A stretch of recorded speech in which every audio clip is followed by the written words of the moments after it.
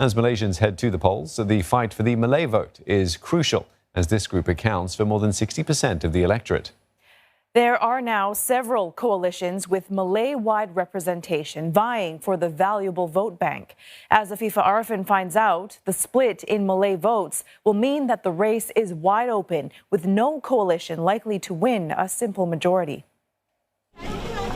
Wan Mahani runs a small food stall at a night market in Lenggong, Perak. The 30-year-old is a second-time voter. She hasn't decided which candidate she will pick at the ballot box, but she says it will have to be a Malay, as the Malays make up the majority of residents in her area. Kalau ikutkan saya lebih suka Melayu. Okey, sebab kita tahu kaum majoriti dalam satu tempat adalah Melayu. Kalau kita tengok pun contoh tempat-tempat yang majoriti dia adalah Chinese ataupun India, dia akan pilih dia punya ni lah. It's a perennial question that frames every election here in Malaysia. Who will win the support of the Malays, who make up more than 2/3 of the total electorate? The fight for their votes has been intensified in this general elections, with the presence of multiple Malay-based parties entering the fray. In August, former Prime Minister Dr. Mahathir Mohamad announced the formation of Gerakan Tanah Air, a Malay-centric coalition that wants to champion the rights of the Malays. For the 97-year-old who is defending his Langkawi seat, identity politics still remains relevant. The main adversary is UMNO. UMNO is a Malay party. If you have a multiracial party, it will never be able to beat UMNO. Most of them are still thinking about race. So we have to respond to the attitude of the people. For the sake of Malay political power, will voters pick Barisan Nasional, which they forsook in the last general elections in 2018? Will they now go with Perikatan Nasional, comprising Bersatu and Islamic Party PAS? Or would they give newcomers Gerakan Tanah Air a chance to uphold Malay rights?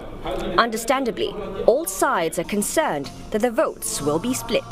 Well, certainly the emergence of many new Malay parties certainly will fragmentize the Malay electorate further, and each of these parties are centered around very strong and long-standing personalities. Tan Sri Muhyiddin Yassin, Tun Dr. Mahathir, Datuk Sri Anwar Ibrahim, and other individuals that are coming into the field and offering themselves, and around them they're trying to form coalitions. Nearly 60% of Parliament's 222 seats have Malay Muslims as their majority demographic.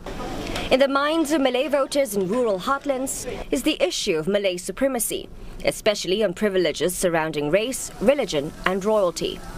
Observers say the Malays will support candidates and parties who are seen as legitimate representatives of their community.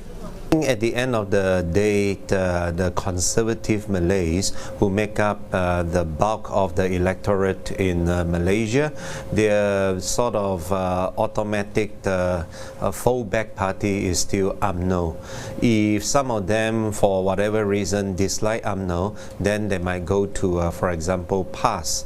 But I think one thing is for sure, they would not vote for Pakatan Harapan component parties, because I think the less than 2 years of Pakatan rule have demonstrated to the conservative Malays that some of their very much treasured positions and privileges, at least in their mind, were threatened.